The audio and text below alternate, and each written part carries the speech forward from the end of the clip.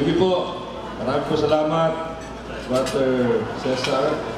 I had the pleasure of being a commencement speaker in your school, Brother Cesar, many years ago during one of your commencement exercises. Brother, nag-commencement speaker na po sa harapan nyo sa inyong lugar. Doon kayo sa harapan ng Colonel E. De Leon Elementary School. My greetings, of course, to the good mayor of Paranaque, one of the great advocates of education, not only in the city of Paranaque, but the entire Metro Manila, Mayor Jun Bernabe.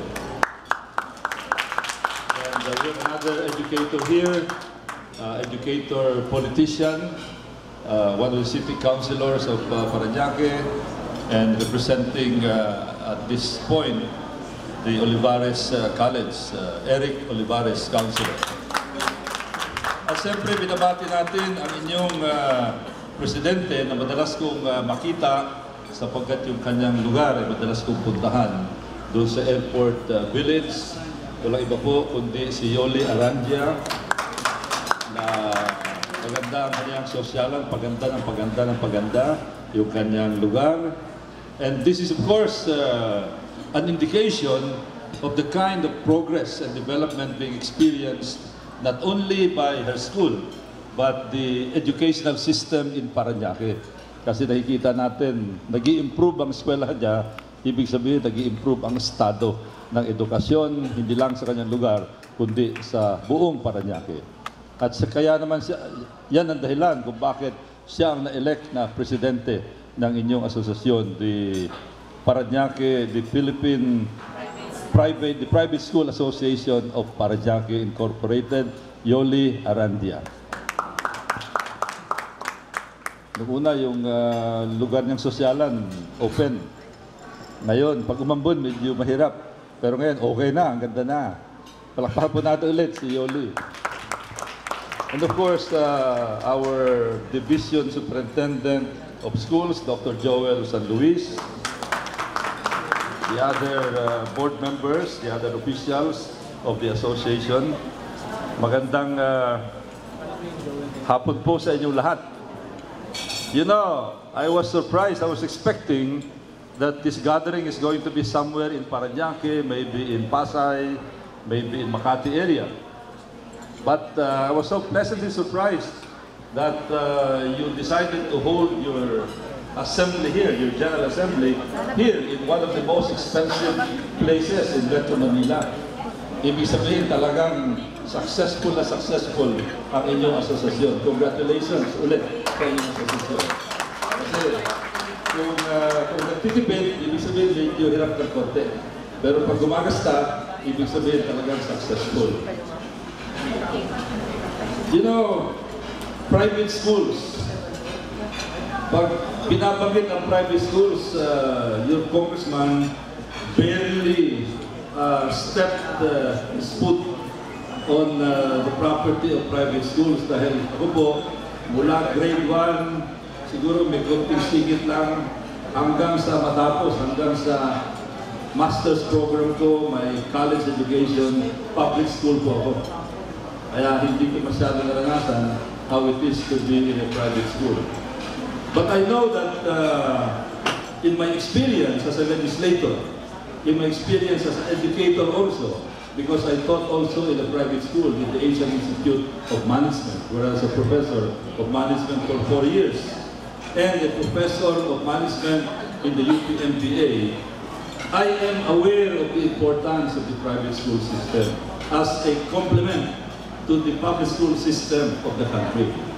Hindi po pwede na gobyerno lang ang mamamahala ng ating school system. Kailangan merong opsyon ang ating mga magulang at ang ating mga kabataan kung saan eskwela sila pupunta. In my case, for example, I barely had no choice because my parents decided to send me to where they could afford to send me.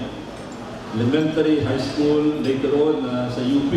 Kasi noong panahon na yun, UP was very competitive, but UP at that time was one of the cheapest schools to go to, but one had to compete in order to enter. Kaya medyo no choice to me, but I guess that was a blessing because it gave me the opportunity to go to also a relatively good school in the case of the University of the Philippines. Later on, I was exposed to the private school system as a professor, and then I saw the big difference. I got exposed to the private school system as a parent, kasi siyempre yung mga anak ko nasa private school na. I got exposed to the private school system as a grandparent dahil yung mga apo ko nasa private school na. Doon sa public school, Dr. San Luis, ano naman natin yan, wala sigurong classroom na naka-aircon. Pero doon sa private school, pinupuntahan ng anak ko at saka ng mga apo ko, naka-aircon ang mga classroom nila. And there was one talk show that I participated in, and there was one caller who said, bakit naman yung mga private school na yan, nila babaan yung kanilang tuition fee? Congressman, why don't you do something about it in order to make private schools more affordable? But of course, I told them, if I was not exposed to the private school system, I would not know what to answer. But then I told them, mahirap naman talaga ikumpara yung dalawa. Because in the first place, the facilities are very different. Halimbawa, yung auditorium, ibang auditorium. Yung auditorium sa public school, halos makeshift lang. Yung mga gym, yung mga athletic and sports facilities, and of course, the classrooms are so different. So, the tuition fee system would be different. At tama-tama naman na ang tema, niremind ako parati ni Yolin, ang tema ninyo ngayong araw na ito sa inyong General Assembly is unity in diversity. And looking at the composition of the members of your association, you can see very quickly that while you are united here, you're also very diverse. You can, because you can go from all kinds of schools here. Small school, big schools, old schools, schools that are specializing in a certain area of education, schools that are specializing in the more general areas of education.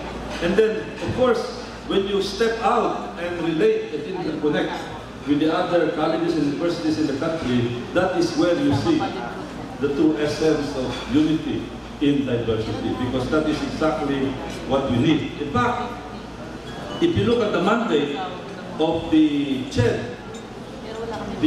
mandate, of course, this is not anymore the province of